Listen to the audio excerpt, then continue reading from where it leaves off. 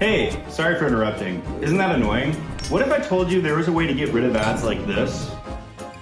RuneScape almost got a stock market, Jagex accidentally created, then deleted the game's rarest item, and the long-lost hot female character model has finally been found. We discuss all that and so much more in today's RuneScape cache exploration. I've done a few cache videos now, but for those that haven't seen one, I'll give you a very quick rundown on what they are. Every time you open RuneScape, you download a hidden folder from Jagex's servers called the cache. The cache contains all of RuneScape's player models, maps, sounds, music, and so on. Because RuneScape gets updated every week, the cache is always changing and your computer doesn't keep old copies. It only keeps the most recent version from the last time you played on that computer. So players from the RuneScape Archive project have been digging out their old computers that they haven't played on in years and submitting their cache for exploration. As a result, they've been able to find unreleased content, solve old mysteries, and so much more. Here's a list of the most recent caches, and if you have one that you think doesn't match one of these dates and you'd like to submit it, you can do so in the RuneScape Archive project Discord below. With that being said, let's dive into the newest batch of caches. Those of you who have seen my RuneScape's Unsolved Mysteries video may remember the, and I can't believe I'm saying this, hot RuneScape female character. Well, back in 2005, Jagex decided to give the female character model a makeover, as many players thought they looked too much like the male character model. But Jagex went a little too far and created a female model that players described as looks as if one punch would snap them. Players hated this model so much that Jagex removed it just a few weeks later and replaced it with the model we have today. And ever since then, the hot female model has been missing. Nobody knows what it looked like, as no screenshots or copies of the cache from the update survived.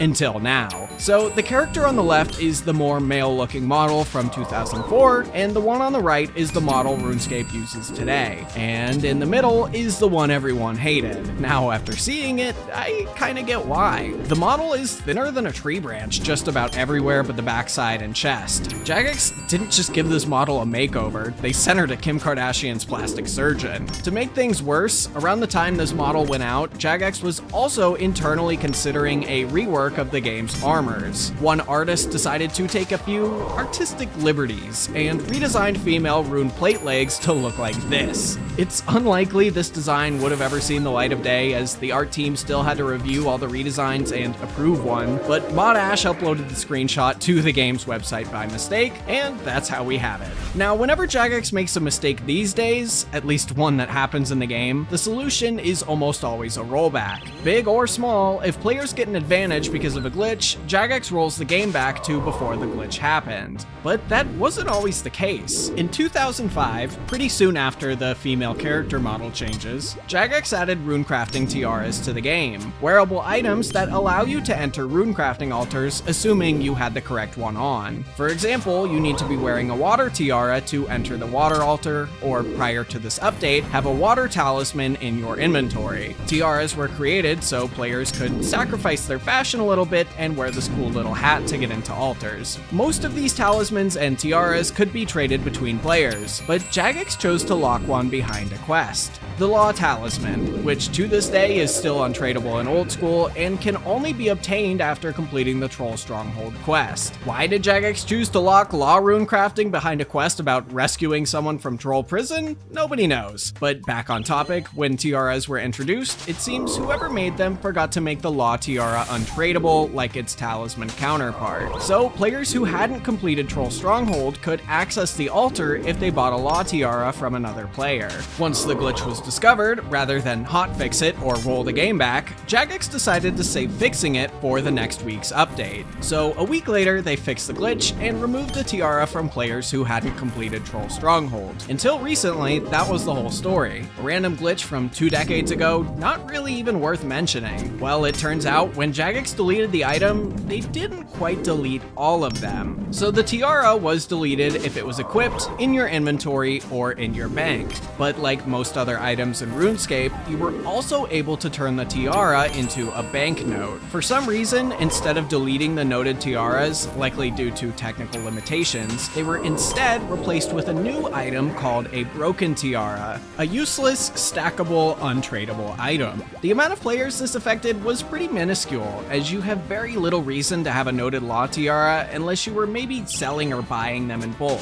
So because of how few players had them, Jagex accidentally created what could be RuneScape's rarest item ever. Determining the absolute rarest item is hard, especially without having exact data, but I'd argue it's the rarest, or at least it was at the time, because until this cache discovery, it was believed to have never been released into the game at all. I figure most players who had one just thought it was a piece of junk they somehow collected and got rid of it without even a second thought.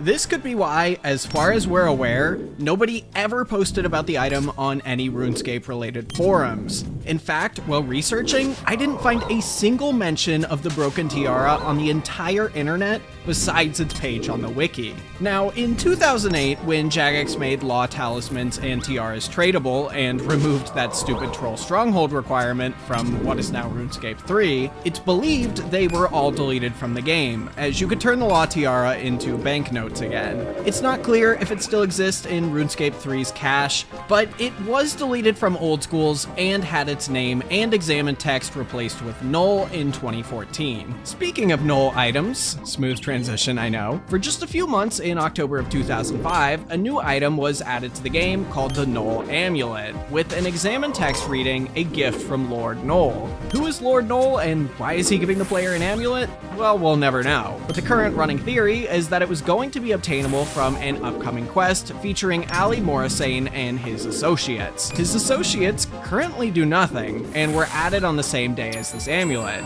You can find out who they are, learn their lore, and even speak with them, but there's really no reason for them to exist in-game. The cherry on top is that when they were released, Jagex hinted about them offering you a quest soon, but 17 years later, in both Old School and RS3, they still do nothing. Oh wait, there's some dialogue from Ali I don't think I've seen before. You can get 3 months of ExpressVPN for free with a subscription? Wow, that sounds like a great deal. Okay, well, before we get to that, let's talk about why you might want a VPN. Well, first of all, a VPN helps anonymize you while browsing the web. It turns out popping on incognito mode isn't enough to hide your browsing data from the world. In fact, your ISP can still see every website you visit and sell your browsing data to advertisers. I hope Neve never... Well, Ali, that's just kinda nasty, but it brings up a good point. ExpressVPN actually has a no logs policy, meaning they don't keep track of what you do, and it's really simple to use. You just open up ExpressVPN, press the big button, and get connected. Just like that, all your browsing data is encrypted and rerouted through their secure servers. Your IP is masked, and best of all, you're hidden from your ISP.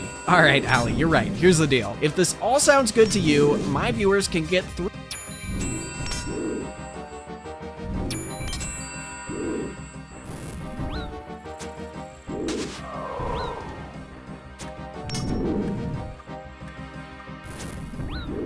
Trump plans on deporting people that have illegal parents.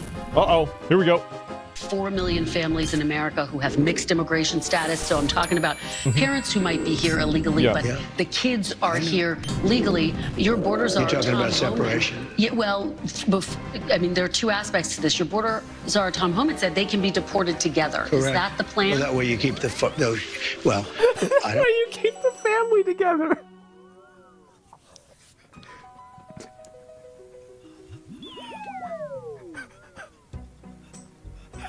He just don't give a fuck anymore, man. I want to be breaking up families. So Yeah. The only way you don't break up the family is you keep them together, and you have to send them all back. Even Yeah. kids who are here legally? Well, what you're going to do if they want to stay with the father? Look, we have to have rules and regulations. You can always find something out like, this doesn't work, that doesn't work. I'll tell you what's going to be horrible.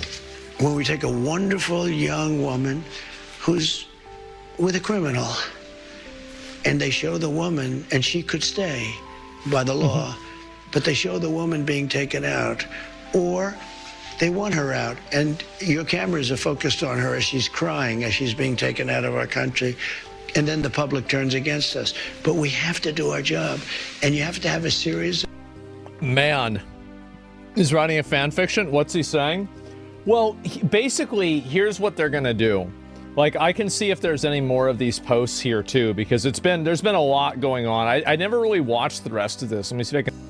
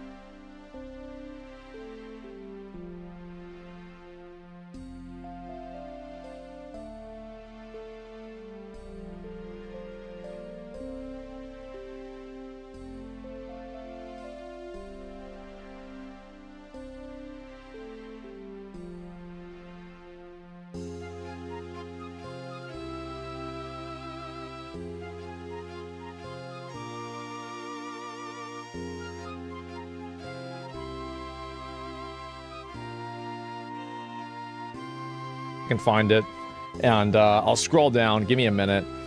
But yeah, he did an interview, and oh man,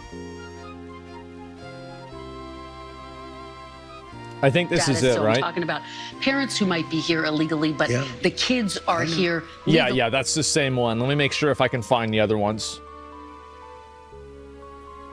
Oh, there's this. We're subsidizing Canada to the tune of over $100 billion a year. We're subsidizing Mexico for almost $300 billion. We shouldn't be subsidizing. Why are we subsidizing these countries? If we're going to subsidize them, let them become a state. We're subsidizing Mexico, and we're subsidizing Canada, and we're subsidizing many countries all over the world. And all I want to do is I want to have a level, fast, but fair playing field. There are 20 states that still have the federal minimum wage at $7.25, and I actually have a map. 19 of these states actually voted for you, sir. Yep. And you can see it right here. I don't know if you remember this, but during the debate in 2020... Dude, she's being so obnoxious. She's trying to... You see, like, she's trying to get him mad.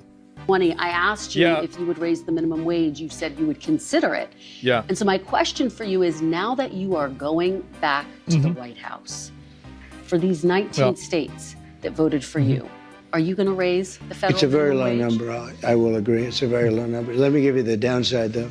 In California, they raised it up to a very high number. And your restaurants are going out of business all over the place. The population is shrinking. It's had a very negative impact. But there is a level at which you could do it, absolutely. Yeah. What is that level, do you I don't know. I mean, I really don't know. I can say this. You have a lot of businesses that are open and thriving because of the lower minimum wage. If you raise it too much, and you understand this, if California went crazy, they went crazy. And people, the restaurants are closing all over. Many more people are hurt. So I hear you saying, similarly to sort of what you said in 2020, will you consider? Is this something you're going to look at? I'd want to speak to the governors. And the other thing that's very complicated about minimum wages is places are so different. Mississippi and Alabama and great places are very different than New York or California. I mean, in terms of the cost of living and other things. So it would be nice to have just a minimum wage for the whole country, but it wouldn't work because you have places where it's very inexpensive. And he's right about that. The thing, he's right. To live, he is. Where a minimum wage, which is $8 or $9, might be, might have very little effect because the cost of living in certain places is really low. Yeah, no, he's totally right about that. What's this? About the edit the Constitution? Oh, here we go. Millionaires agreeing with billionaires? What a timeline.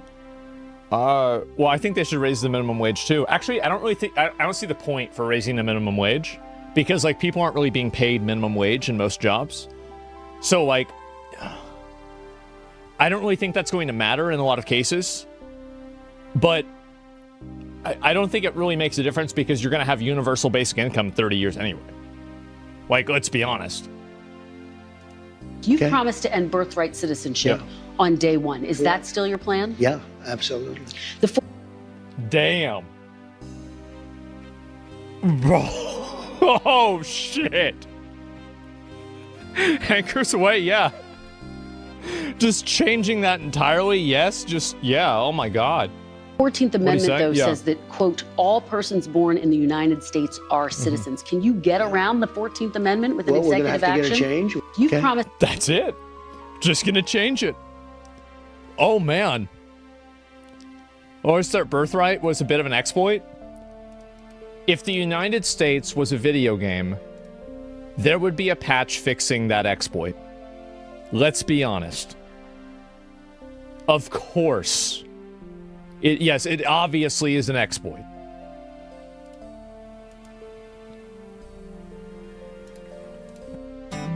Healthcare.gov has plans for health because you have plans for life. All plans cover doctor visits and emergency care to keep you and your family running strong.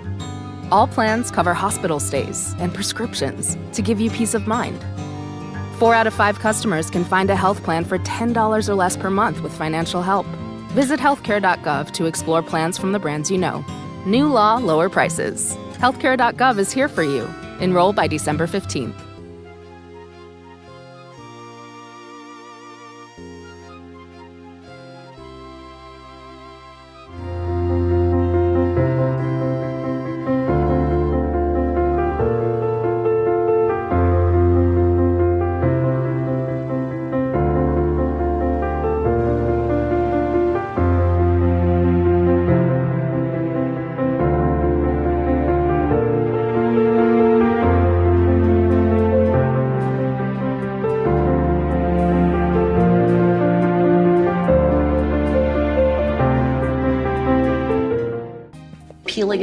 When John McCain let us down by voting, and Murkowski and Collins, every other country stopped doing it. I'm not sure. Voted against, but they really let us down. They did us a great disservice because we would have had great health.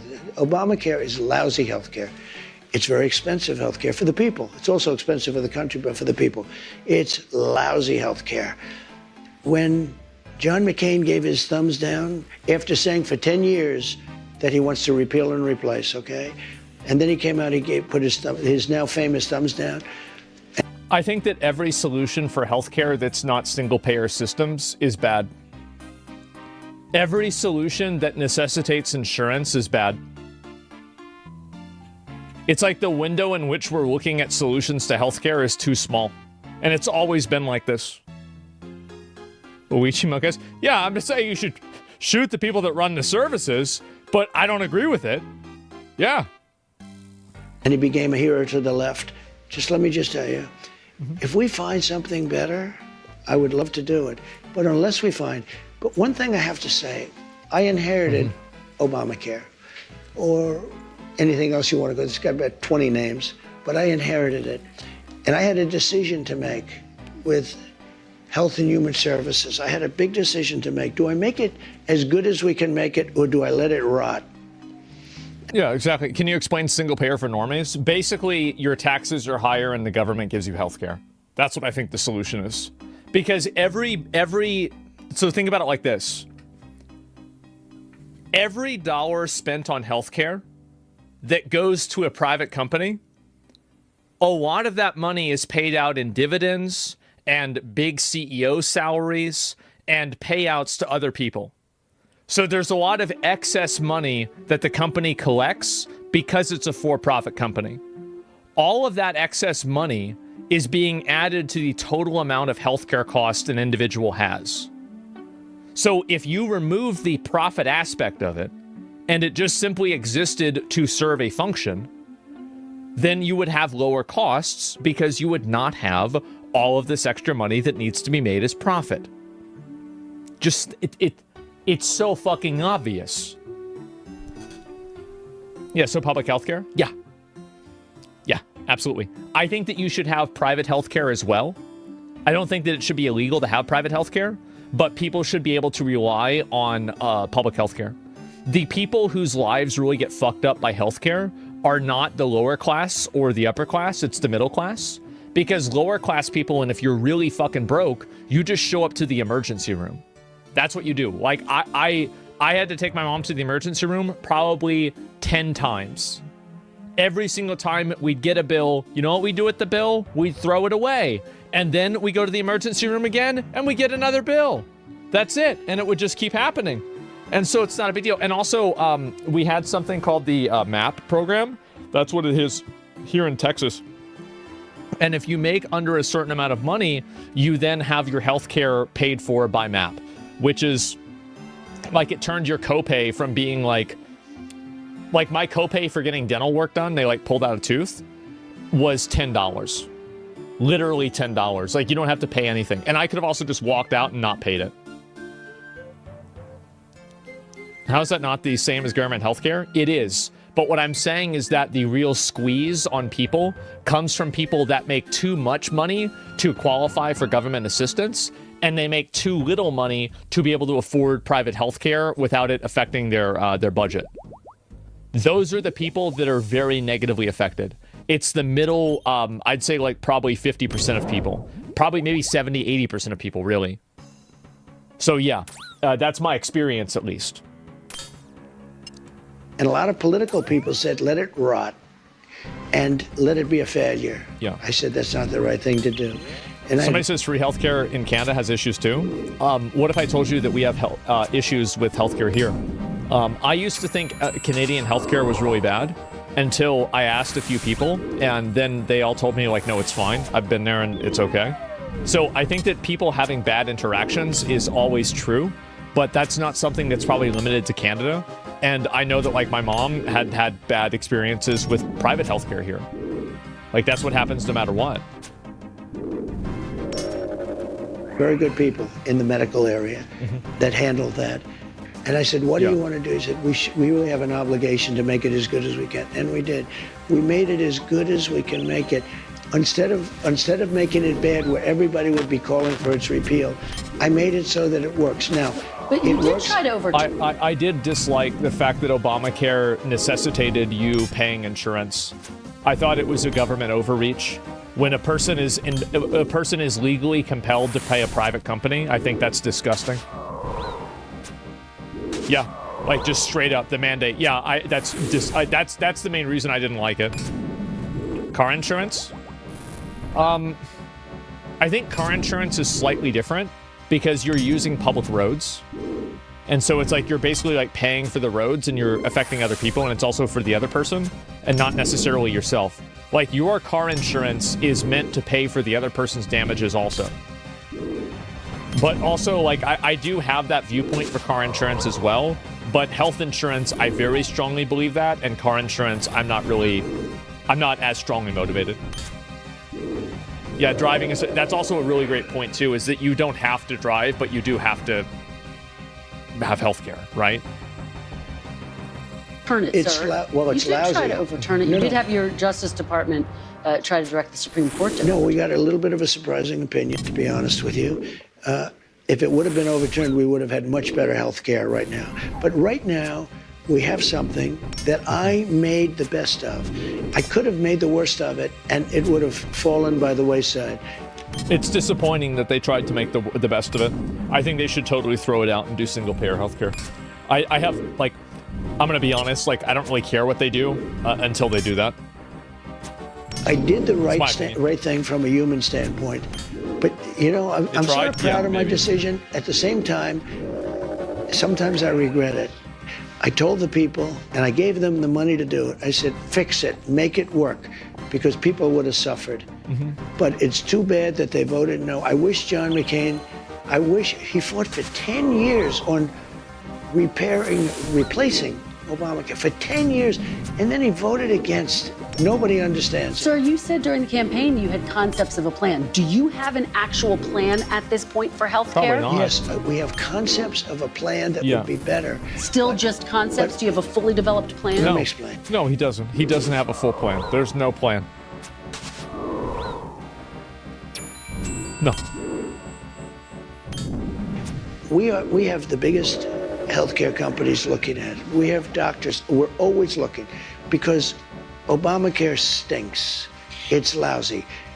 There are better answers. If we come up with a better, I think that RFK, what they need to do whenever he gets in charge, assuming that happens, right? Big assume. But they need to make it to where you can't take electives in high school that replace physical education, and physical education is mandatory for everybody. Because the real issue, the reason why people need healthcare, they need more healthcare, it's because everybody's fat and they don't do anything. Like, if you go back and you look at, videos and photos of, high schools back in the day, people were in much better shape than they are now. Like, I see, I'm driving, to fucking Burger King, and I see, all the high school kids. There's so many fat kids. Holy shit, look at all the hogs. The little piglets walking around. Can't have that. What is that? No. Fuck them, yeah, consumption's bad. Yeah, exactly. answer. I would present that answer to Democrats. Even elementary school. You see all the little piglets walking home from school. You shouldn't be 170 pounds if you're in 4th grade. That's too much. Stop eating food. They eat too much. Yes. And you have physical education become mandatory. JFK actually had a national mandate for exercising our youth. His speech even speaks to it, and about not being right seeing a chubby child. I completely agree with that. I do, 100%. And I think also it's going to help. So the issue is that being fat and being unhealthy is something that causes secondary effects and tertiary effects as well. So basically there's this second order effect of being fat that now you have low self-esteem. And then the third order effect of now you have depression because girls don't want to talk to you because you're fucking fat. So if RFK puts your fat ass on a treadmill and you're not fat and you look normal, well then maybe they'd be wanting to talk to you. You wouldn't have as much depression. You wouldn't feel fucking upset and everything would be fine. You see what I'm saying? Yeah, you have less incels. That's it. You look at the symptoms and you don't fix the disease. That's the problem. I heavily disagree with this being a legal mandate. I don't. I think that schools right now, and also it is a legal mandate now. You're required to take physical education in a lot of places. All I'm saying is that you change that to where you can't take art and replace that. Drawing anime girls should not replace walking a mile. It doesn't make sense. Everybody else, and I do something about it. But until we have that, or until they can approve it, but we're not going to go through the big deal. I am the one that saved Obamacare, I will say, and I did the right thing. I could have done the more political thing and killed it, and all I had to do is starve it to death. You did try to have your Justice Department effectively kill it, though. No, kill it. Oh, and then another thing is that for all school meals, meat only. You have hamburgers on Mondays and Thursdays. You have chicken on Tuesdays and Wednesdays. And then on Friday, you got steak. Vegans? As I said, meat only. We want people to be healthy. Maybe you can make a garden out in the back for the rabbits or something, and then the vegans can go out there. Maybe have fish? Yeah, fish alternative. Meat every day. That's the way it is. What about fish? Fish is fine. From a legal standpoint, Yep. But from a physical standpoint, I made it work. In your Steak. concepts of a plan, sir, will people with pre-existing conditions still have coverage And can you guarantee their prices will not go The up? answer is yes. They'll have coverage. You have to have it. And what about their Because prices? you know what? What about their prices, sir? I want the prices to go down. I want to have better health care for less money. And there are ways of doing it, I believe. And I You have have to take out the middlemen that are making money off of it for no fucking reason. I mean, I gotta say, like, Luigi was right with that. Like, healthcare insurance is a fucking scam. It shouldn't exist. You shouldn't shoot the people that work there, but he was fucking right. He's completely right. I have the smartest people in that world. You know, that's a separate world unto itself. I have the smartest people in that world looking at it and trying. And if they come up with something, I will present it.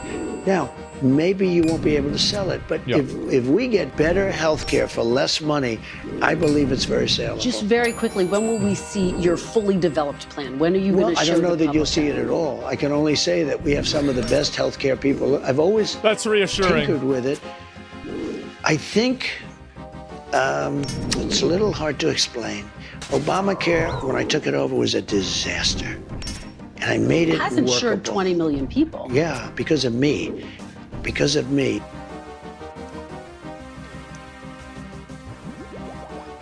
Oh, man. Jesus. If you look at what Yeah. I did, I was You the tried one. to- I made it good. You yeah, tried to legally. repeal and replace it. You tried to Because kill if I it, repealed sir. it and replaced it, we would have had a better system because we wouldn't have had health care. And the Democrats would have been forced to do something. If we wouldn't have had it, the Democrats would have been forced to do something that they wouldn't do if we have it. Meet the Ninja Turtles in Hero Wars. The legendary RPG Hero Wars welcomes new heroes to the battlefield. Unleash their full power in thrilling battles against sinister monsters.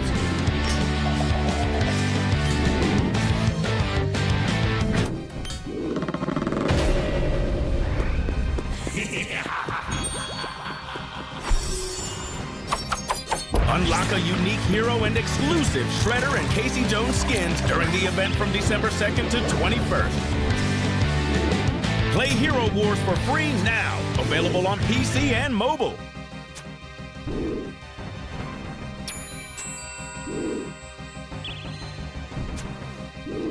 Yep. Insurance companies fine, they just need regulation. In Europe, you have it, and they basically can't deny anything. Hospital deals with them directly, you never hear anything about it. It's just like utilities. Yeah, maybe that'd be a better solution. Yeah, sure. You know, it was a disaster because of Obama. Saved 20 million because of him. This guy's dope. Yeah, for sure. So, Wade, want to say conten's been great lately? Thanks, man. Yeah. Was Obamacare really that bad? It helped me a lot when I needed coverage. Obamacare had a lot of good things, like, for example, how you couldn't deny people for pre-existing conditions. The thing is that a lot of people, it was so long ago now, people don't remember how much of trouble it was for people to get healthcare coverage when you could deny them based off of pre-existing conditions. So it's kind of like an issue where basically, so it increased the cost because obviously, like, the reason why okay, so let me take a step back. How do insurance companies make money? They make money by averaging against actuarial tables, which are basically degrees of risk. They look at somebody's age, they look at all of their demographics, and then they have a calculator for how much money this person will probably cost. So basically, when you have to add in people that are really big draws on that. So, like, for example, you add in somebody who's disabled, right? Somebody has cerebral palsy, for example. This is going to massively increase the average. So if you have an average of people that are relatively healthy, you can afford to keep your premiums lower and maintain the same profit, right? And so, again, the profit, you could say, is the problem, but this is a for-profit company, so we're just going to assume that's what's going to happen. And so what happens is that the insurance companies, what they do is they effectively try to take the people out of the system that would cost a lot of money. Because, like, these are the people, the extremes, that raise everybody else's costs up. And so that's what the insurance companies used to do, and then they became compelled to have to give them insurance anyway, which is how it should have been. Oh. Bro.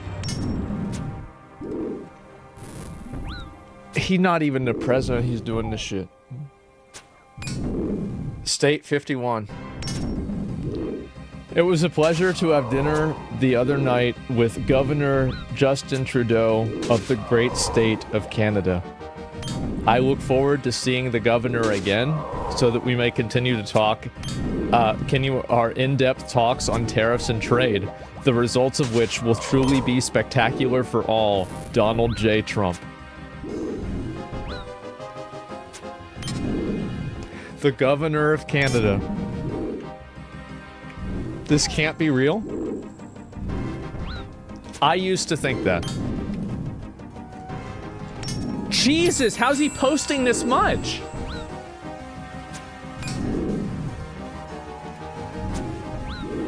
He doesn't give a fuck. He actually doesn't give a fuck now.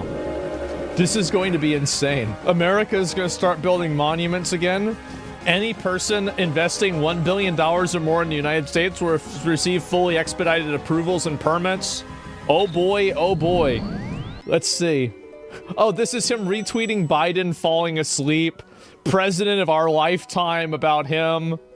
Oh my fucking God. Let's talk about Project 2025. This is the conservative policy blueprint. You disavowed it during the campaign. You called it a product of the radical right. Yeah. You've said some of their ideas were abysmal. I said some of it is. Some of it is very... I love how it gets elected. I never said... Of course we're going to do Project 2025. Yeah, I mean, duh. Very good. Some of it's very mainstream, actually. Frankly, the Democrats should have used some of it because they went, with all the transgender that they were doing and with the men playing in women's sports. Well, if they wouldn't have done that, maybe they would have done better. Well, Trump's right. He's completely right. This was a huge wedge issue with a lot of people because it was a direct insult to people's intelligence. So you take me to my question. You're now giving people involved in Project 2025 prominent roles in your administration. Are you changing your mind about Project 2025? Is this now the policy blueprint for the second Trump administration? Some people, if you take a look at the group, it was hundreds of people were involved. And I was actually, I reprimanded the whole group. I said, you shouldn't have placed this document in front of the voters because I have nothing to do with it and I'm the one that's running. You had no right to do this where you put 1,000-page document in front, and many of those things I disagree with. Now, many of those things I happen to agree with.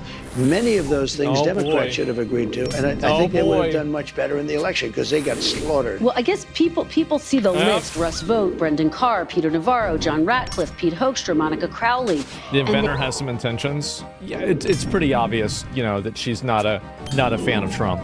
Yeah. They think these are all of the people who were involved in or writing Project 2025. This must be a blueprint for work requirements, eliminating the Head Start program, criminalizing pornography. Is that what we can expect to see? I don't know how they voted. I don't know. I never spoke to them actually about it. And I purposely, and I told you, normally it would be just the opposite. I'd review every page. I purposely didn't even want to see it. Because when somebody like you asked me a question about Project 2025, I can honestly say I've never seen it. I have nothing to do with it. I didn't read it, but I believe that. I don't think he read it. I don't think he did. Does anybody actually think he read it? Of course not. I did hear some things in there that I would totally disagree with. Yeah. And I said to the people that were really the people behind it, you know who those people are? I said, you really had no right doing this to me because they used it as a soundbite, the Democrats. And I don't know, it couldn't have been too effective because they got slaughtered, but they did use it as a soundbite. But to people who see, he's bringing in all of these people from Project 2025, he must know what it is. Well, what? I don't know what it is, no. I don't know what it is. Why the fuck would I read it? Wait, here's the reason why. It's like, I'm sure there's something, if it's a 1,000-page document, there's probably something in Project 2025 that I agree with. But it doesn't mean I agree with everything. It's like, you can't look at an idea and be like, okay, well, you have a shopping basket full of ideas. You have to take the entire basket and take everything at the same time. No. There are ideas that exist independently, and if this is a good idea, then do it. If it's not, then don't. It's very simple. You still don't know but what I it heard is? certain things that I didn't like. And by the way, I heard certain things that are phenomenal. Okay? Like what? Oh. Like Law and Order. We want Law and Order. Okay? Little things like let's put prisoners in jail. Let's not let people come out and raid every drugstore in Manhattan so that we have to put glass up and every store is going out of business. 2024 was iconic. Oh, hey, man, it's finance. And it all started with a little TikTok. You helped launch new authors and even got us back into bookstores. Because one little TikTok can spark a really big impact. I think a lot of people agree with that. I mean, I know I do. I think that the majority of people agree with that. Is that not already the law? No, it's not. Well, I mean, so basically they did this for a while. I don't know if they still are doing it, where basically they said that if you stole something of less of, I think it was $1,000, they weren't going to like go after you. So like that's what it was. Enforce the law? Yeah, right. And so, and this is why like a lot of the stores now, I mean, I swear to God, I mean, the jewelry stores have less security than a fucking CVS in some of these photos I see. I'll be right back. And what did they do? They deleted and destroyed a whole year and a half. Don't you think the leader should know the ideology and plans of those that they lead? His excuse is that he never read it for months is just ignorance by admission at this point. No, I don't think that I don't think that all of those ideas have to exist inside of each other. Yeah, I don't think you need to read, like, people have like a very strong adherence to like an all or nothing perspective where it's like you either have to agree with all of these things or none of them, or you have to agree with another group of all of these things or none of them. The fact is that there are a lot of ideas that people have that are good independently of other ideas that are also bad. And what did they do? They deleted and destroyed a whole year and a half worth of testimony. Do you know that I think those people committed a major crime. Sir? And Cheney was behind it. Well, and so was Benny Thompson and everybody on that committee. For what they did, Yeah. honestly, they should go to jail. So you think Liz Cheney should go to jail? For what they did. Everyone on the committee, you think? I think should everybody go to jail. anybody that voted in favor. Are you going to direct your Yeah, he's not going to do that. FBI director and your attorney general to send them to jail? No, not at all. I think that they'll have to look at that, but I'm not going to. I'm going to focus on drill, baby, drill. When you say that, On it carries strengthening the- weight, though. You've tapped these people to lead the Justice Department and FBI. None of these important people are going to jail. They're not going to jail, guys. I know, obviously, it feels good to think about maybe it's going to happen. It's not going to happen. They can do whatever they want. Yeah, they're too rich. Right. Yeah, if you And have a what did they lot of do? money and you're in politics like this, very, very unlikely that's going to happen. Extremely unlikely. Reporters baiting? Yeah, sure. I think it's really good to talk about your health insurance, insight with the history of it, give more context to your opinion as CEO. Yeah, I'm starting to understand. No doubt. I mean, I actually think healthcare is one of those things that it's probably, like, it should be a top 3 issue for people, but I think that it's not, and it should be. Let me ask you this about It's January amazing. 6th. I wish you could be you have such potential. If you could be just non-biased. Oh, God. You hurt yourself so badly. I'm telling you, they deleted and destroyed all the evidence. Everyone knows it. And you slough it off like it doesn't mean anything. No, I'm If just I saying did they it, deny it. That's all I'm saying. Kristen, if I did it, you would be standing up in that chair shouting at me. And you know what I'd do? I'd say, you got me. They have done something so illegal. I don't Let know me what this ask is you about. It's about January 6th. Oh, God, not again. Here we go. If you go back 25 years ago, you had very little autism. Now you have it. I mean, Well, they say because they're better at identifying it. 1 in 100,000, and now it's 1 in 100. That's a pretty bad number. Childhood vaccines. I mean, have something is going on. I don't know if it's vaccines. Maybe it's chlorine in the water, right? You know, people are looking at a lot of different things. You know, I childhood. think that there needs to be an investigation into the question that is a very big problem right now, is that why are kids so fucking retarded? Is it because of vaccines, chlorine in the water, food, the internet, anime, video games? I don't know. But there's a problem. It's a big problem. Huge problem. I don't think it's vaccines. That's stupid. I don't think that he thinks that either. The only people that think that are dumb. Oh, here we go. Fluoride? I'm gonna be honest. I'm not a fucking... what am I talking about? I don't know. I'm not a fucking scientist. I don't fucking know whether it's fluoride. It's probably not. But, like, yeah, I don't think so. Everything. So childhood vaccines have prevented about 4 million deaths around the world every year. I think that's great. It's a lot. I'm all for it. I think it's great. Hey, look, I'm not against vaccines. The polio vaccine is the greatest thing. If somebody told me get rid of the polio vaccine, they're going to have to work real hard to convince me. I think certain vaccines are incredible. But maybe some aren't. And if they aren't, we have to find out. Everything. So Goldbelly ships the greatest food gifts to the biggest food lovers in your life. I'm shipping Ina Garden's cupcakes. I think that the problem is that, so you're saying there's a chance? Well, yeah, of course, right? Of course you should look at vaccines. The entire issue is that, and this is the problem that happened with COVID, is that the people like they hold in high regard the what do you call it? Like the conclusions of science, but when they should hold in regard is the process of science. There are a lot of scientific experiments that are done, that have been done, that prove that cigarettes are good for you. Or they prove that, you know, like all kinds of stupid things. Drinking Coca-Cola, you know, doesn't hurt your teeth or something like that. And these things, by the way, were paid for by the cigarette companies and they were paid for by Coca-Cola. But that doesn't matter, right? Because you should be able to reproduce a study and create a result. I think that the whole context about like the idea of like settled science, very, very big mistake. Huge mistake. Like how vaccines studies paid for by big pharmaceutical companies? Yeah, of course. Of course you should be, yeah, you weren't allowed to question a research without massive backlash. That's the reason, see, like this guy's bringing up a really good point. The RuneScape 2 beta is probably the most mysterious and misunderstood era of the game. Less than a few thousand people ever played it, and the only video of it in existence is fake.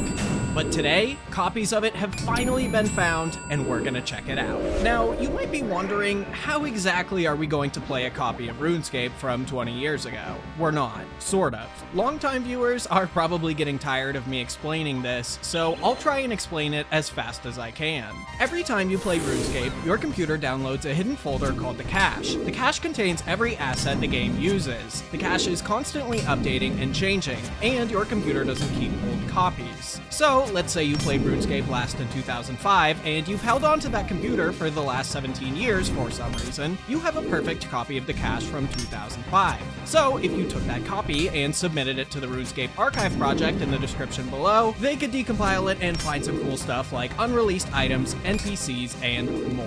So that's what we're doing. The archive project now has multiple copies of the RuneScape 2 beta's cache available to look at. Today, we've got NPCs, maps, items, and the sponsor for today's video, Raid Shadow Legends.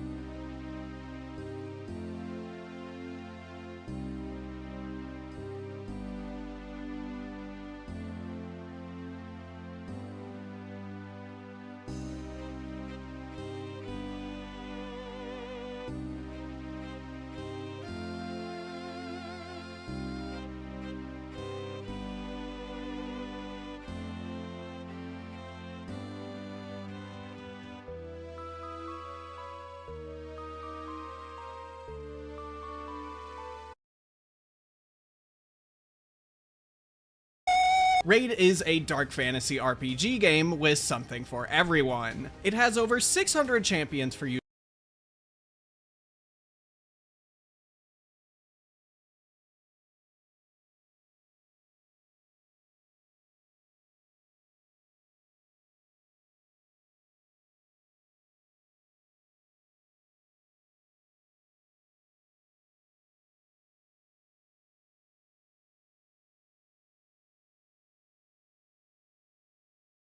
Refuse any demands Aluka makes for now, no matter how small they are. Of course, I understand, ma'am. Hey, Mitsuba! Pick me up! I'm sorry, young man.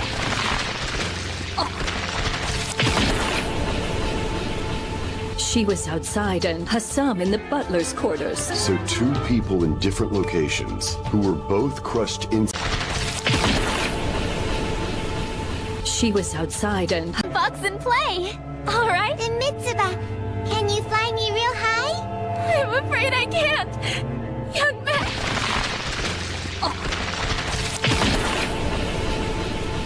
She was outside and Hassam in the butler's quarters. So two people in different locations who were both crushed instantly at the same time. Silva, what's happening? It's 'cause she said no.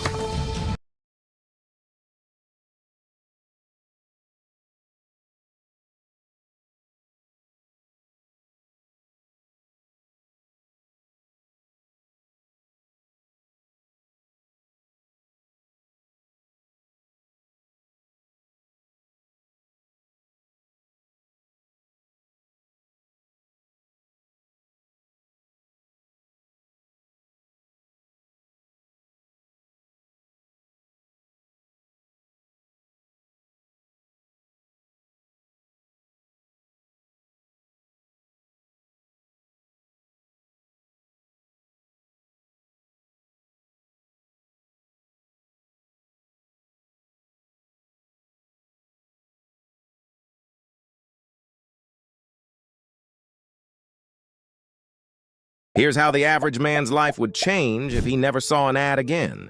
Day 1, he would install Pi on his computer without... This is on Drop Rate, a series where I hunt items in old school runes.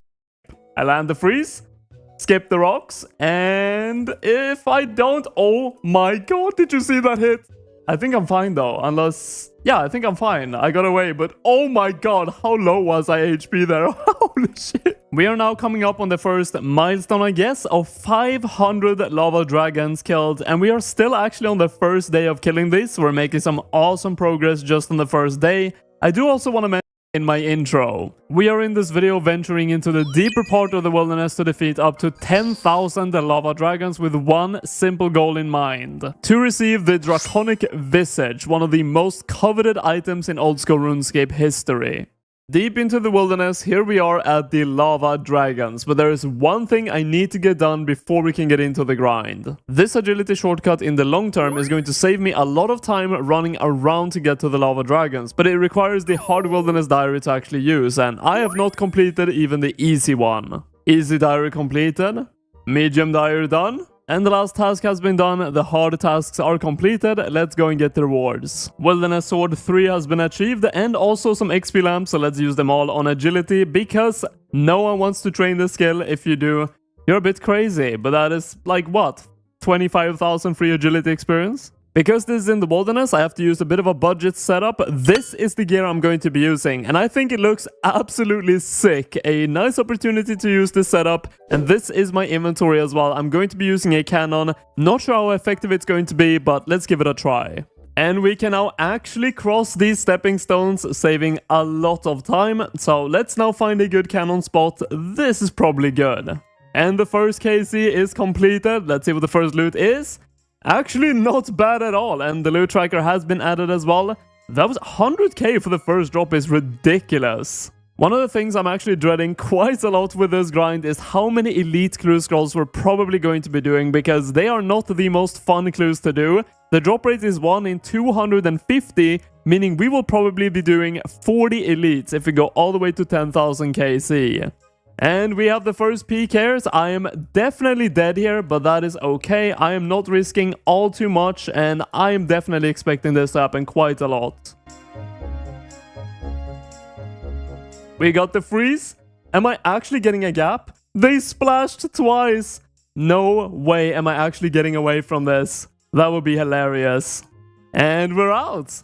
You know, from just doing the first 15 kills, I feel like I got a good feel for how good the cannon is, and in like 150 cannonballs, I think it hit like 5 times, so I am just not going to be bringing that anymore. It's not worth the risk. I have now put a 1-hour timer on the screen, and we're going to be starting it right now to see how many kills we can actually get in 1 hour to kind of gauge how long this grind is going to be. So we're starting on 15 KC, so let's see where we end after an hour.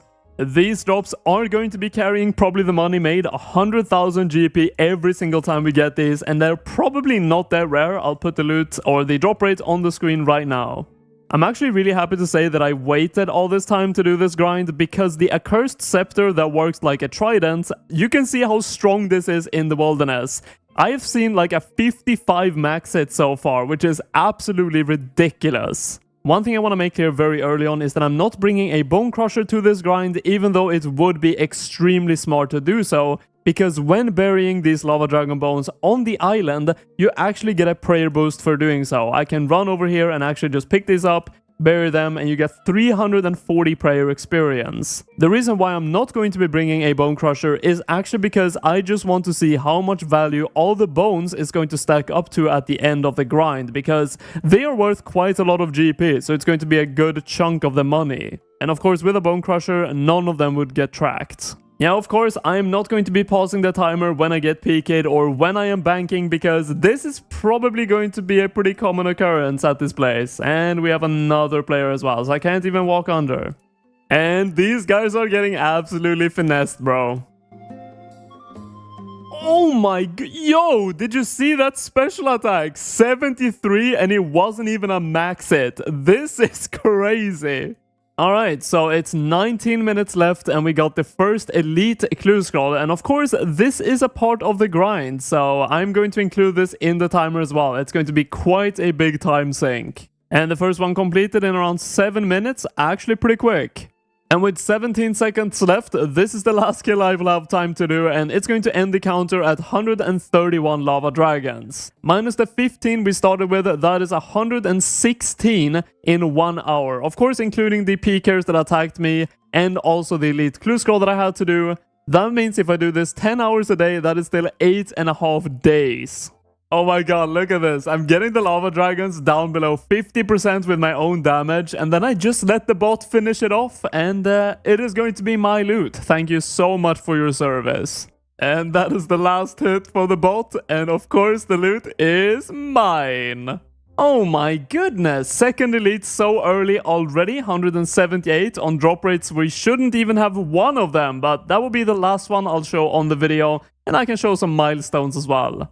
Oh my god, 80 Scepter special attack, not even max hit. I forgot my Book of Darkness this trip, unfortunate, but one good thing is that I've not actually seen basically any PKers for around 3 hours now. I've been getting pretty good kills an hour, like 130, 140, so that is ridiculously good. It can shave off a lot of time on the grind, and also I am using the 2000 skill total worlds, so maybe a lot of the PKers who do kill the bots here, they are not going into this world, because no bots are in the 2000 worlds. I swear, I knew this was such a jinx. As soon as I start talking about no PKers, of course a PKer arrives, but maybe we can escape. I land the freeze, skip the rocks, and if I don't... Oh my god, did you see that hit?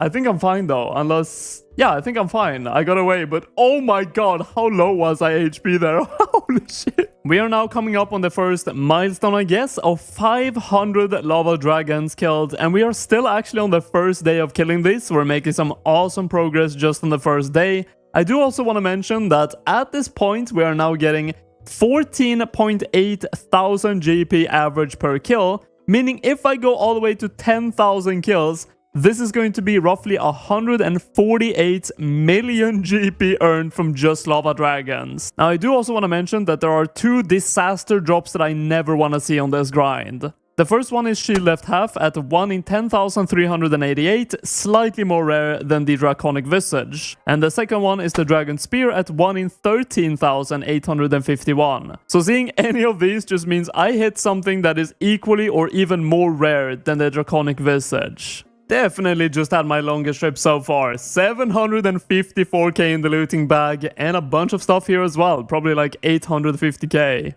It has been a very long day. I really wanted the first day to be 1000 KC, and after this one, we're going to actually be hitting it. And we have actually got very lucky on Elite Clue Scrolls. I've got 7 of them so far, when I should have only got 4 of them. And that has definitely dragged out on the time quite a bit. But there we go. That is the first 1010% of the grind done. And it's time to go to bed. Watch me walk away, putting myself on display. 1, 2, 3 a day. I'm on my way, on my way. I'ma have you on tiptoes, watching my diamond afterglow. I know you wanna take me home. I'm on my way, on my way.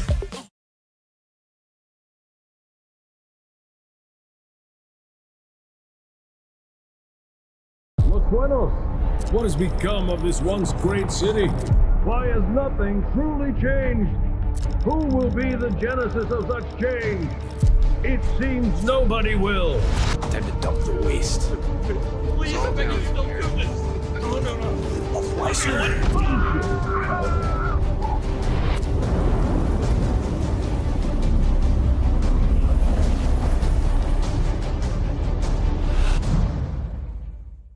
This guy is taking the most damage. Let's go for a spec. 70. Oh my god, that's a max hit. 32 on player. He almost died. Oh, that was so close. We could have actually got a PK with the Scepter. Oh, I think that's the max hit. 81! We finally saw the max hit on video. I've seen it before, but I never got it on video. Because I'm staying at the Lava Dragons as long as I possibly can every single trip, I am probably getting like 100 kills every single trip that I do, unless I get hit by a PK, and there is no way I can possibly get 100 bones into my inventory and bring to the bank. For example, my looting bag is already very full, and I'm not even done with this trip yet, but with all the bones that I do not bank, I'm trying my best to actually bury them to still get the insane prayer experience from them. That does not mean, however, I am not going to be counting in the bones as actual value if I do lose the challenge and I do the giveaway.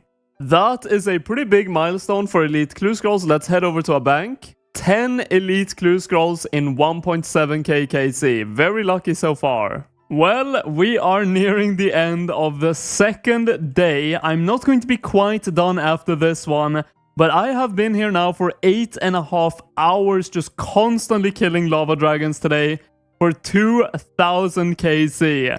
I still have some in me, so I'm going to go a bit longer for today, but we have now hit over 1 million magic experience only doing this, which is kind of crazy. So far, I haven't died a single time from PKers, and we have not seen the shield left half or the dragon spear yet, so I guess things are going pretty good so far. And we get PK'd at the end of this trip. I am so tired. I think after this one, I'm going to end it for today. And we got away. Time to go to bed. It has been a couple of hours into the next day, and you can see on the counter, I actually missed it by a bit, but we are now over slightly a quarter of the way done to the 10,000 kill count. Oh, no way. He has a partner with a scepter as well. They're splashing on me pretty heavily, though. Again? Just one more. I need one more level. Oh my god. I think collectively they splashed like 5 times. That is so unlucky for them. Well, it was bound to happen sometime. This is probably the first death of the video, redemption. Oh my god, I actually got that never mind. Wait, no way. Did I just... I think I just smited myself. I did. No way. I lost my scepter. Did I lose anything? I don't think I lost anything else. That is like 3 mil down the drain. Well, this is not a good day. Second death, but not smited this time. That was very close to the last one you can see on my kill count, but I did keep the scepter this time. Another really nice perk of completing the Hard Wilderness Diaries is that I can now choose where to teleport with these obelisks. I guess most people have this already unlocked, but I have not had that for the longest time. So doing the clue scrolls in the wilderness now is going to be way quicker. And by the way, we just hit 3000 KC. Oh my god, I completely missed that. I did not realize how much prayer experience I must have been getting. I just got the first prayer level of the grind, and each level, you can see how much experience I need for each level. I'll put the experience I've gained so far on the screen right now. That is a crazy amount. So we are coming up on 3,500 KC, and right now it is the 18th of July. And in 8 days from now, so the 26th of July, the Desert Treasure 2 quest is coming out, and I would like to finish this grind before that, so let's see if we can do it in 8 days from now. It is now, by the way, day 4 of the grind, meaning we need to pick up the pace. I know, this is definitely a bit crazy, but I woke up very early today, and I want to try and do a 13-hour day to go all the way from 3.5k to 5,000 KC just today. I think we might have the first PK on our hands here. It's a Serasian robe guy. He is skulled. Probably not risking too much, but I guess we'll see. Yeah, he's running from me now. What is this pathing? No way he got away. Yeah, that was some bad pathing, but I think I could have got him. This is insane. This has never happened to me, and I'm kind of sad I didn't record the entire thing, but you can see in the chat, this elite clue scroll has been 4 Sherlock steps in a row. Completed first one, second one, third one, and I get a 4th Sherlock step in a row. This is... I have never seen this happen. Is the streak going to die here on the 4th one? Let's open. Bro. What is happening? This has to be a bug. 5 times in a row. What? That is... something's wrong. Okay, if I get a 6th step here, then it has to be bugged, but let's hand it in, and we actually get the casket, so I guess we're not going to see, but there is a system update that had like a 5-minute notice, so maybe this actually is bugged. As it turns out, clues were not bugged at all, and I was just extremely lucky. It was only some server issues, and if someone want to calculate the odds of that, 5 Sherlock steps in a row, please let me know in the comments. Oh my god! No way! Oh my god! 3,874 KC, Draconic Visage on the ground. When you do these grinds and you have spent here like 35 hours, you don't even think they exist at a certain point. Of course, I was super lucky. Oh my god, look at my clan chat. But yeah, I guess we're done. That saves a lot of time. I guess we're getting this video out before Desert Treasure 2. Oh my god, it does exist. Of course, now that we have a visage, we need to make the Dragonfire Shield by ourselves by hand. And I just got a smithing level to be able to boost all the way to 90 smithing with these Kovac Grogs. So let's go ahead and do that. 90 smithing, use the item on the anvil. I've never done this before. This is going to be so sick to make my own Dragonfire Shield. 2000 smithing experience. Let's go outside here and equip this thing. We made this from scratch. That is really cool.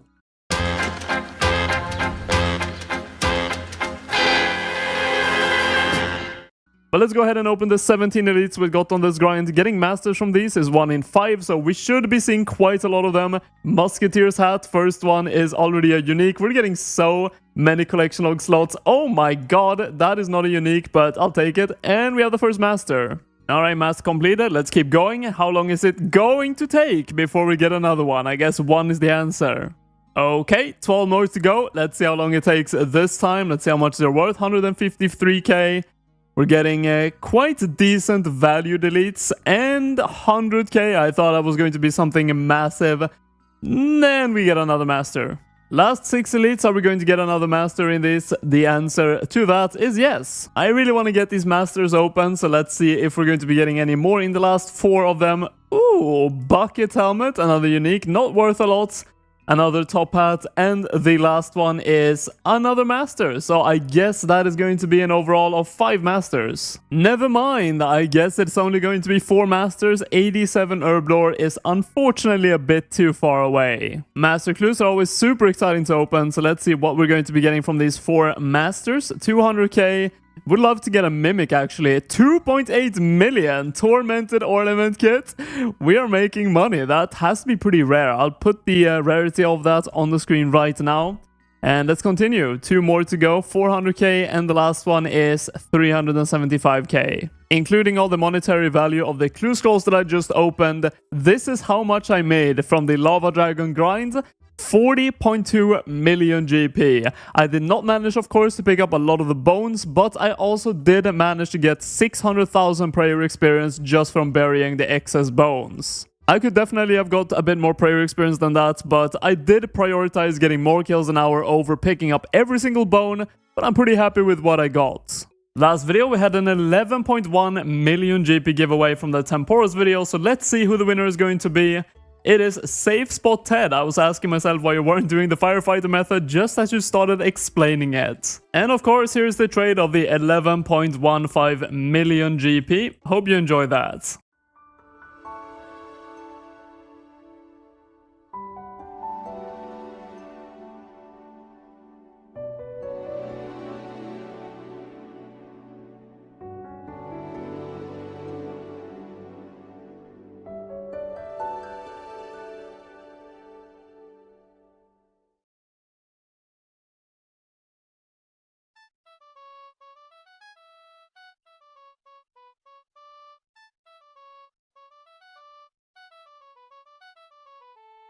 I just want to start the stream by saying thank you so much to everyone that has been following off stream. We've had a couple of Prime subscriptions as well, so thank you so much for all of that. I'm going to start streams kind of doing a little intro now these days with YouTube highlights in mind. So if you're watching from YouTube, hi YouTube. But yeah, no, so today's plan is really, I got to do a couple things in free.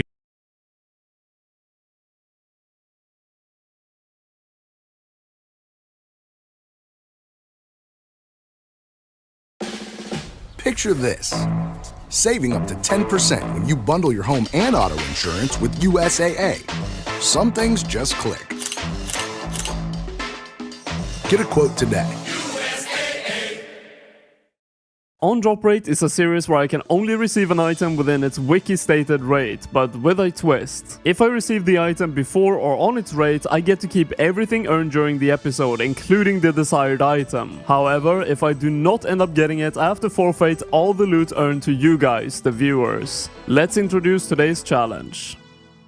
Meet the Moons of Peril, 3 bosses introduced with the Varlamore continent. The Blood Moon, Eclipse Moon, and the Blue Moon. These bosses work very similar to the Barrows brothers, hence a lot of people call them Barrows too. When you have defeated any of these bosses, but of course for best drop rates, all 3 of them, you may enter a treasure room, containing the Lunar Chest, which has the potential to drop the respective gear and set pieces corresponding to each moon boss. The Blood Moon awarding the melee set, the Eclipse Moon the ranged set, and finally the Blue Moon awarding the magic set. To get any piece of equipment when all moons are defeated, you have roughly a 1 in 19 chance per chest to see an item. But as this is on drop rate, we need a specific item to hunt, which will be the dual Makwawii melee weapons. And with that, we are looking at a drop rate of 1 in 224.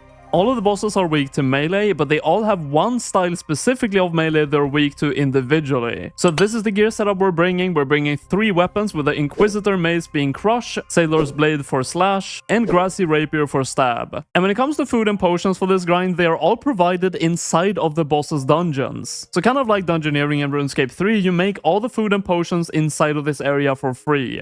Starting off with the Moonlight Potions being both prayer potions and super combats in one. And when it comes to food, you can go here and fish, or you can catch some salamanders with Hunter, but because it's based on like fishing or cooking levels, how much these heal, and my Hunter level being lower than the fishing and cooking, I am going for the fish, and I feel like it's also a lot faster to collect these. And they are cooked on the stove right here, which also you can right click on to get 100 run instantly as well. So basically all supplies are paid for in this area. For the entirety of the video, the rotation of bosses I will be doing is first the Eclipse Moon, then the Blue Moon, and lastly the Blood Moon. The Eclipse Moon is defeated with the Grassy Rapier, the Blue Moon with the Inquisitor's Mace, and the Blood Moon with the Seldor's Blade. And because I have maxed combat and very good gear, I should be able to actually defeat these bosses before they even perform all of their mechanics most of the time.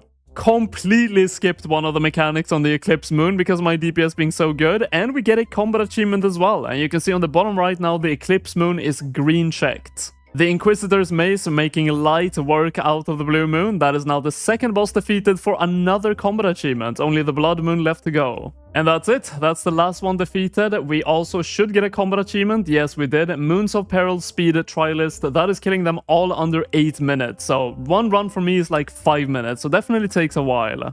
But it's time for the first loot of the entire video. We are at the Lunar Chest in the treasure room, and I've also added a loot tracker at the bottom of the screen. Also, on the release of these bosses, I did do some KC, 21 to be exact, and this is my collection log, but I never ended up getting any unique item. So maybe that can change right here. It does not. And that is 6.7k loot and also a combat achievement. There's definitely a bunch of combat achievements to go for here, most of them being fairly easy, but there's some that are a bit more complicated, but over the course of the video I do want to green log it. Already on the second chest we get some Blessed Bone Shards and some Sun-Kissed Bones, which are both new items, both which are used for a new way of training prayer, which we'll go over at the end. Okay, we have the first item coming in, the Blue Moon chest piece, very early on. We now have one piece of the magic set, and the way that the loot works here is that if you do get, for example, a magic set piece, you can't get a duplicate of it until you've completed the entire set. I have not mentioned it yet, but the special attack weapon I'm using is the Crystal Halberd, and this is exactly why. Look at that, 5547, and that is not even a max hit. I think my max hit is well around 120. The question everyone has to ask after they got an item, can we get a back-to-back? No! That's a terrible drop also. Oh my god, what? That was 121 damage and not even max hit. I was telling you guys, this weapon is crazy good here. You know, none of these bosses are really that difficult to kill, but this mechanic where you have to walk behind the moon shield on the Eclipse Moon is so annoying. For some reason, I feel like I'm always behind the shield and I still take some damage from time to time. And I know there is an achievement where you have to actually not take any damage from this at all, and I am dreading that. Moving into the double digits, I have a good feeling about this chest. I guess my feelings were wrong. Very, very wrong. I was actually thinking about maybe buying an Elder Maul for this phase of the Eclipse Moon, because it doesn't really matter what attack speed your weapon has, they all become normalized. So just having a very hard-hitting weapon is the best. And I was expecting it to be like 10 million, which is the price it's always been at, but now it's at 140 million GP. I know they buffed this weapon and did something to it, but oh my god. You know, I've actually realized I don't have to do this mechanic. The boss heals during this phase, and the healing is reduced if you do actually light the braziers, but it is too much hassle to avoid all of these. And I can actually just AFK here until the phase is over. The boss heals like 100 HP, and I can hit that in 2 hits with this weapon. So honestly, I mean, look at that. It's already almost done. Alright, we're hitting chest number 50, and we are on a bit of a dry streak right now. We got that item very early on, the chest piece, but since then we haven't seen anything. So maybe chest number 50 is going to break that. Oh, it does! Elite. Oh, I was about to say elite, but it's called Eclipse Moon Chestplate. Is this a more valuable one? I don't think so. 1.3 million. That is two chest pieces. Let's have a look at it. How does it look? Oh, that looks so good. I think this is the ranged one, but of course that's going into the bank. I guess I should have banked it instead of putting it in my inventory. Now it's going to stay here for the remaining of the strip. Oh, no way. Of course, now we are catching up on the drop rates. We have another... Oh, this is 400k Blue Moon Spear. I think this is the mage weaponry. Back to back. I mean, not bad, but not the most valuable item, and not the item we're hunting. Now the real question is, can we get a back 3 back? Come on. Ah! No, we have a fallen brother. This boss is so dangerous. I see so many people dying on this, especially lower levels. The boss can hit like an absolute truck. But you know what? I'll take the free prayer experience. Chest number 68, and we have Eclipse Atlat, the ranged weapons of the Eclipse set. These are actually pretty good, I think, in PKing. I'm not super familiar with that, but I've seen some videos on it, and these are worth 1.8 million GP. I think it is time for a bit of a collection log update. We've got 2 Eclipse items, the range set, and we've got 2 Blue Moon pieces, the mage set, but none of the Blood Moon pieces. And as I mentioned earlier, you can't get a duplicate of a set piece before you've completed the entire set. But as we've not seen any Blood Moon pieces yet, the chances of getting the weapon we're hunting has not increased at all yet. And here we are, standing before chest number 100 of the grind, and I have been getting roughly at high efficiency around 12 to 13 chests an hour. And this boss came out 40 days ago roughly as of recording this video, and if we have a look here at the high scores, Scary Moons has 5002 KC. And that means he's been killing these bosses since its release around 10.4 hours per day. Also, if we up that all the way to 15 KC an hour, which is probably the highest you can get, that's still 8.5 hours every single day since its release. So there are some crazy people out there. But let's go ahead and claim chest number 100. Can we get something good for this one? And we cannot. Now that we're pretty much halfway through this grind, I think it's time for me to finish off the combat achievements of the Moons of Peril. We only have 4 more to go, back to our roots, Perilous Dancer, Betrayal, and the Clone Zone. The first one we're going to be doing is the Clone Zone, as it is pretty much the easiest one. You can only kill the Eclipse Moon by attacking its clones. Ah, we were so close. 38 HP off the first one, but now I can basically just AFK here and wait for the next one. The boss over the course of the fight actually loses some HP over time, so now it's 1 HP, and the second clone phase, that should be it. So there we go, the Clone Zone completed. And we have another achievement done, killing all the bosses with only a Dragon Scimitar. That should be it. Yes, back to our roots. We only have 2 more to go. Next up, we're going to be killing one of the moons with a weapon they drop themselves. So we're going to be using the Blue Moon Spear, which is a magic weapon, but you have some decent melee stats for this one as well to kill the Blue Moon. Dude, this weapon did way better than I thought, and that is Betrayal. Actually, it wasn't that slow at all. I only had to do 1 rotation of abilities. We are now down to only 1 achievement left, and this one is actually very, very tricky. Defeat all the moons in 1 run while only taking damage from regular attacks. And I've actually kind of been trying to get it all these 112 KC, but so far I haven't succeeded, but I will keep trying and hopefully we can get that soon. On this orb phase is where basically all my runs end for this combat achievement. I always somehow take damage on this phase. Even though sometimes I feel like I'm behind it, I still get hit through it, and I'm not really sure how to exactly do it. But when I can land a run where I take no damage on this one, it's probably going to be a successful achievement. No way. No way! We had a perfect run at the end of the final boss and a blood spawn exactly on the circle at the end, man. That's unreal. That sucks so bad. I was about to get the achievement right there. I actually think this is it. This took a bit longer than I thought, and I've really focused in on getting this perfectly done. I think, please show me the achievement. Just be there, please! Yes! We got the Perilous Dancer. I'm not sure how long that actually took, but you could have seen on my kill counter when I started this challenge. I don't think it took too long when I actually started hard focusing on it, but it's more difficult than it sounds, honestly. That looks so good. Moons of Peril is now greened out, 12 out of 12. And let's also see if we can get anything good for that run. Definitely not. Absolutely not. Another Eclipse item coming in, the Eclipse Moon Helmet, worth slightly below 1 million GP, and that's the third item of that set. We're only missing the legs now for that, and when we hit the legs, we can actually start getting duplicates for it. Oh, no way! No way! We got a double chest! I knew you could get this, but I know it's very rare to see. We get a Blue Moon Helmet and Eclipse legs. That also finishes off the entire Eclipse set. And we are actually pretty close to finishing the Blue Moon set as well. We're only missing the Taz sets. But even if we're getting all of these items, I have still not seen a single Blood Moon piece at all, which are the items I really want to see to increase the chances of getting the weapons we're hunting. And we only have like 60 KC left to go, so it's starting to tense up, honestly. Okay, we have the first Blood Moon item. 420,000 value though. That's probably the least valuable item out of all of them. It looks kind of funny as well, but that's the first Blood Moon piece. That's it. That is the item on 188 KC. The dual Machuachua. I'm not going to pronounce that. I did pronounce it correctly in the intro. I did use Google Translate. But we're done. 188 KC. We actually completed the challenge. Let's go. And for the final time, this is my collection log. We ended on missing only the Blue Moon Taz sets, the Blood Moon Taz sets. The Blood Moon Taz sets, unfortunately, being the most expensive item, and the chest piece. But there it is. The challenge is completed.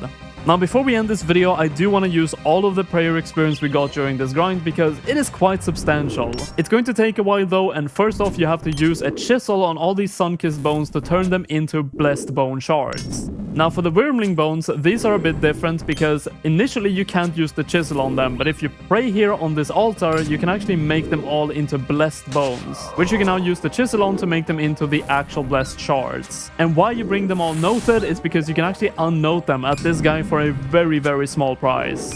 Alright, there we go. That is all the bones broken down of the Wyrmling bones and the sun-kissed bones, and we ended on almost 96,000 blessed bone shards. I wasn't really sure how this method worked, so I did a bit of a test run, and one round of banked wine and the blessed bone shards got me 55,000 prayer experience, so it definitely is kind of wild.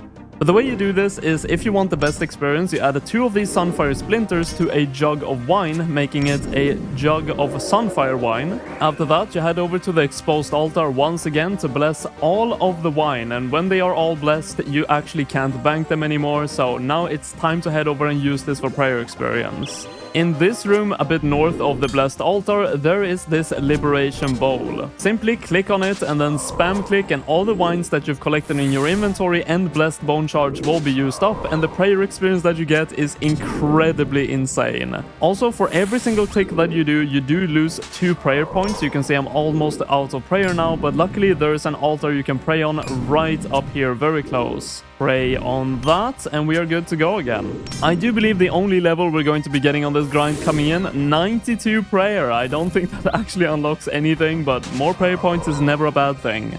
And we're down to the last few shards, and it's kind of crazy how much prayer experience that was. We did 188 lunar chests, and we ended on 574 almost 1,000 prayer experience. That means every single lunar chest that I looted was roughly worth 3,000 prayer experience, meaning each moon defeated is like 1,000. So for Iron Man especially, this is actually really good good player experience. Before we head over to the GE to sell everything, I do want to mention that if you do want to max out the money from the Atlat darts, you can sell them to the West Ardoin General Store for 269 GP each instead of like 60 to the GE. But the problem is, after you sell 50, they are down to below GE value. So the problem is that you will have to world hop a ton if you want to sell them all for the max value, and for me, that's not really worth it. All of the big items have been sold, and some of them sold for quite a lot actually above GE value, especially the Blue Moon pieces. But let's go ahead and collect everything and see what the cash bag is like. 17 million, and let's see exactly 17.5 million, and pretty much all of that is pure profit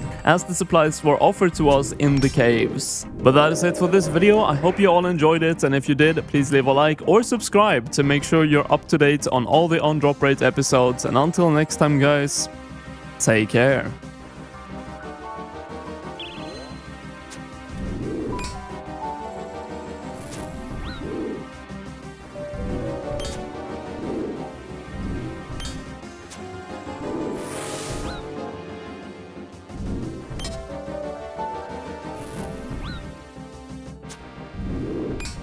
Holiday shopping is on. Up to $300 off Callaway TaylorMade and more. Up to 50% off select basketball hoops. Up to $500 off table tennis tables. Plus $1,100 off Soul F63 treadmills. Give the gift of sport at Dick's.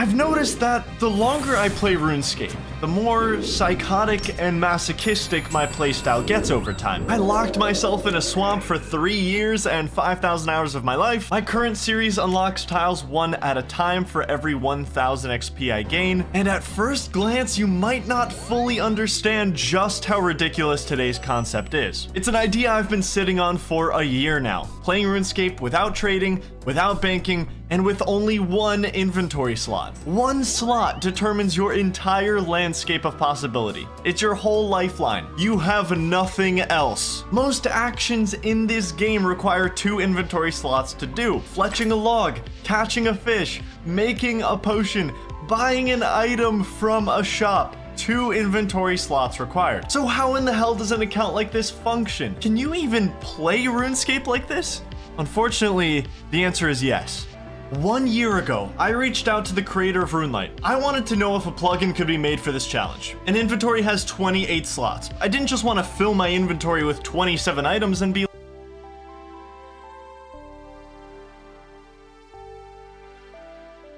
After doing thousands of clue scrolls, it might be time to make a good clue scroll. It helps you with puzzle boxes and to include, but you want to use the Clue Scroll plugin. If you play on RuneLite, it'll be on by default, but check it just in case. It helps you out so much. It shows locations of clue scrolls on the map, it helps you with puzzle boxes, and so much more. This is a must if you're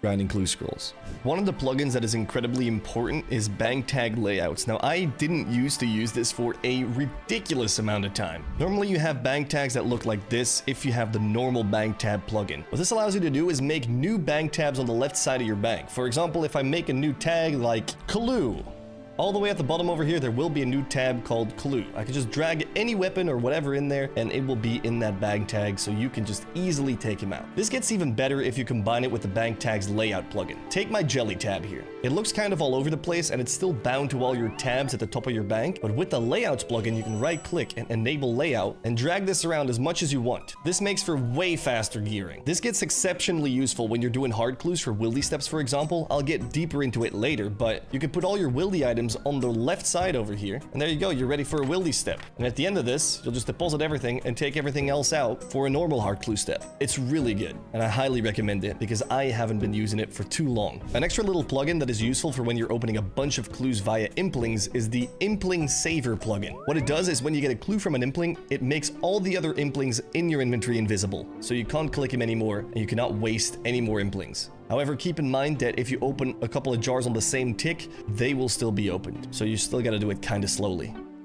Beginner clues. I've done plenty of these, hunting the trusty old Bryophytus essence. You don't need too many teleports and items for beginner clues, but I'll go over them very quickly. The Explorer's Ring from level 2 onwards teleports you to the Falador Cabbage Patch. For this, you need the Lumbridge Medium Diary done. You can also get to Port Sarim by using the Rat Pits minigame teleport and using the 4th option if you have done Rat Catchers. Apart from that, the Skull Scepter is very useful. It teleports you straight to Barbarian Village, where there's a very quick beginner clue step on top of this building. It would also be nice if you can buy yourself a Chronicle, which teleports you straight to the Champions Guild. This you can even buy in free-to-play at Diango, who's located in the middle of Draenor Village. Just trade him, grab yourself a Chronicle, and get yourself some teleport cards. Use them on your Chronicle, and you're ready to go.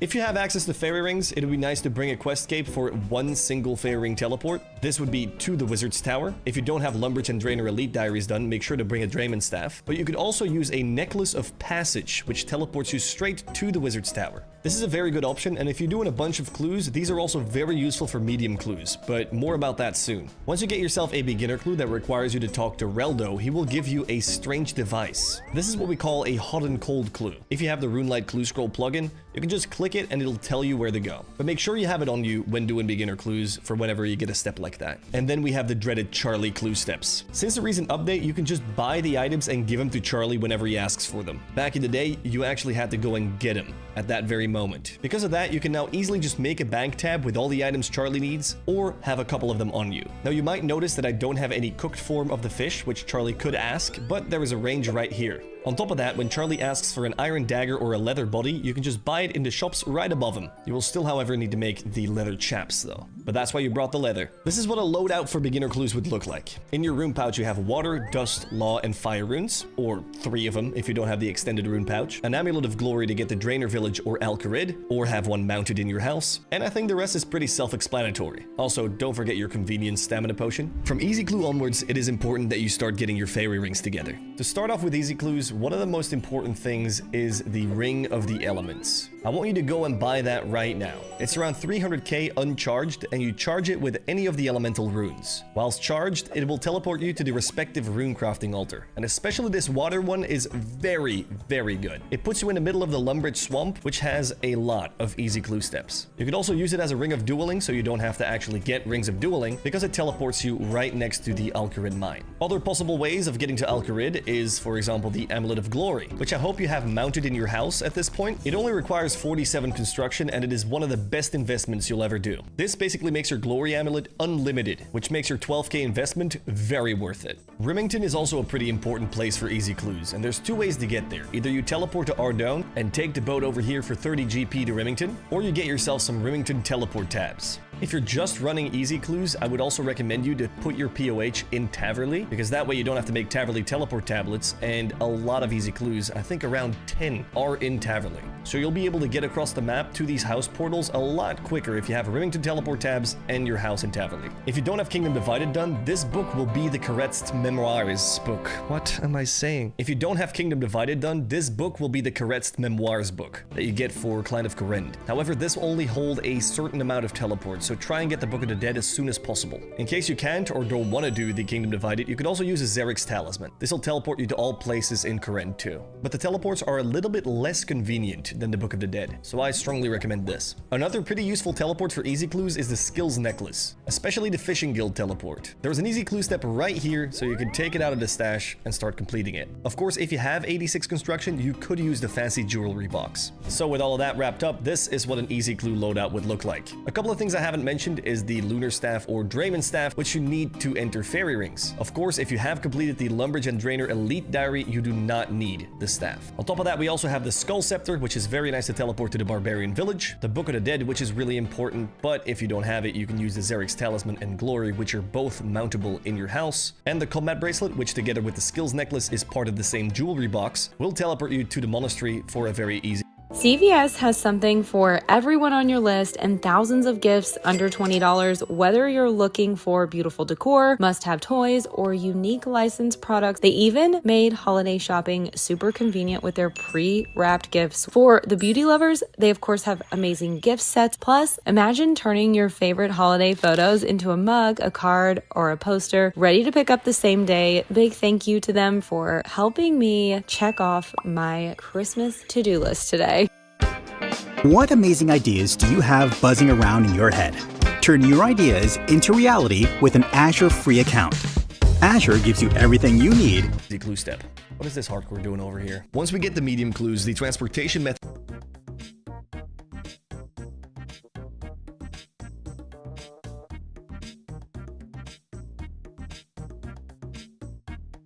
On Drop Rate is a series where I can only receive an item within its wiki-stated rate, but with a twist. If I receive the item before or on its rate, I get to keep everything earned during the episode, including the desired item. However, if I do not end up getting it, I have to forfeit all the loot earned to you guys, the viewers. Let's introduce today's challenge. Today's challenge will focus on the well-known and near 19-year-old bosses, the Dagannoth Kings, composed of Dagannoth Rex, Prime and Supreme. After 19 years, they are still remarkably decent money. Now sadly the iconic Dragon Axe is only down to 70,000, however the big money makers here is the Berserker Ring and the Archer's Ring, sitting near 5 million and 3.5 million. But this time around we are here for something else. The goal for this episode is to receive any of the 3 Dagannoth King pets, individually dropping at a 1 in 5,000 from the respective boss. Now the bosses are fought on a rotation, so I'll be defeating roughly 1,666 of each individual Dagannoth King to ultimately reach the goal of 5,000 overall.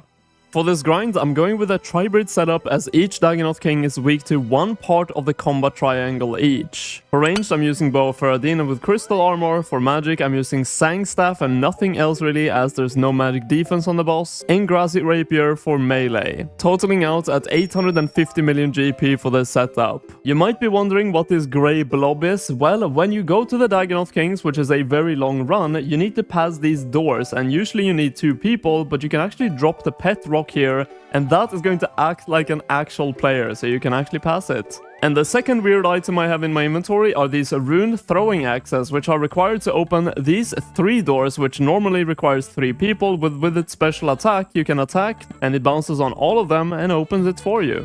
You really want your trips to last as long as possible when doing Dagannoth Kings, because you have to run through this absolutely massive maze before you can even get to the bosses. Which is also the reason why I'm bringing Saradomin Godsword for a special attack to restore more prayer and health to stay there longer. Because there are 3 Dagannoth Kings, you don't want them to attack you all at the same time, so in the beginning you will have to go down and up a bunch from this ladder to find a point where no one is attacking you, so you can actually set it up attacking one at a time. It doesn't really matter which one you attack at the beginning, but just getting the rotation started is what matters. But ideally, I like going with Rex first, which is the magic one, so for that I run all the way to the back of the room, and here I'm safe to start attacking the first one. We've now added the loot tracker, but I do think it is going to be kind of difficult to actually make good use of this during this video, because every single time I kill a new one, the tracker is going to update to that specific KC. And I might not kill exactly an even amount of all of them, but overall of course we're going for 5,000, and out of those 5k, this is the first one, and for an anti-fire potion, the best potion to use when you're slacking off at work. I am not really known for doing my diaries, but luckily the Fremennik one I have fully completed, and that is to a massive benefit for this grind specifically. It actually allows me to pick up every single Dagannoth bone with no problem at all during this grind because they drop noted. Honestly, the loot table for the Dagannoth Kings is kinda weird. They have a bunch of these kinda useless items on a 1 in 128 drop rate, Fremennik Blade, Fremennik Shield, a bunch of those things. I'm not going to be picking them up, but they have the same drop rate as the actual big uniques, the Dragon Axe, Berserker Ring, Archer's Ring, all of those rings, they all have the same drop rate. But because there's so many of them, I won't really call it a miss on the table if you do get one of these weird items. Okay, we have the first hard clue scroll of the grind. These are 1 in 42, but because I have the hard combat achievement done, they are down to 1 in 39. So in 5000 KC, we are going to do a lot of clue scrolls most likely. And that marks the end for the first trip. We are out of prayer points, but it seems like a pretty decent first trip. 55 KC done, a hard clue scroll, no rings unfortunately, but let's go ahead and price check the first trip. Not every item is worth picking up, but of course most of the money comes from the Dagannoth bones and the uniques we're going to be getting, but 600k for the first trip is not too bad. I guess I never showed my collection log, but I might as well to show you guys how many rings you can kind of expect from a grind like this. I've done nearly 1,500 Dagannoth Kings overall, and you can see how many of these rings, Dragon Axes, and all of these things I've got because they're not very rare. And hopefully we can get up ahead during this video and fill in one of these 3 empty spaces. Oh, we have the first Mud Battle Staff. Back in the day, these were a hot commodity. They also look very unique. They give infinite water and earth runes, but now in 2024 it is only 36k. Honestly, the old kill counter wasn't working, so I set up a new one showing every single boss KC and how much money I've made from them so far, and a total kill counter above that as well. So from now on, you should see how much money I've made from each boss individually and what overall KC I'm at all times. Ooh, we have the first ring! Archer's Ring, 3.46 million GP. That looks so good on the ground, dude. That was now on 93 overall KC and 31 on Supreme, so very early on we got that. Wait, why can I not teleport? The fairy ring only works for those who wield fairy magic. What? Wait, that's not a Draymond staff. Oh man, that's the first Dragon Axe, 69,000 GP. It's honestly kind of sad to see that it's so little value these days. Back in the days, I remember as a kid buying this for like 3 million GP.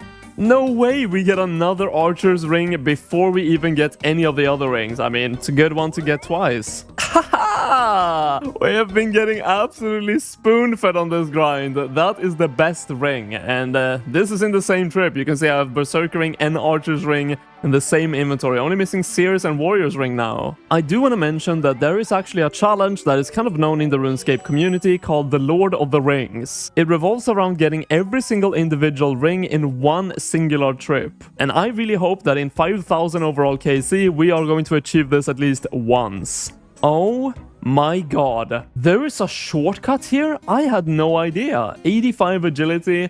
I have enough to boost that with Summer Pies. I think I know where this goes as well, and that enables me to actually just bank my rune throwing axes and the pet rock. How did I not know about this? I feel like every single video I've ever seen about how to get to the Dagannoth Kings has not mentioned this. Okay, with the Summer Pie, I can now go here, and in my inventory I have no pet rock or rune throwing axes. And yes, look, I bypass everything. So if you have, I mean, at least like 80 agility, you can Summer Pie boost and use this shortcut so much better. With the additional supplies, I really tried to do my longest trip possible. And I'm not really good at prayer flicking, and I haven't been doing it too much in the previous trips, and the last trips have been like 60 KC per one. But this time I got 124 kills in one singular trip. Oh, and we also got a Berserker Ring, so that's pretty good. We have the Mage Ring coming in, Seer's Ring 680,000 GP, and this used to be like 300k. Tunic and Shadow came out, it spiked up to over 1 million, and now it's down to, in the middle, 680k, not bad.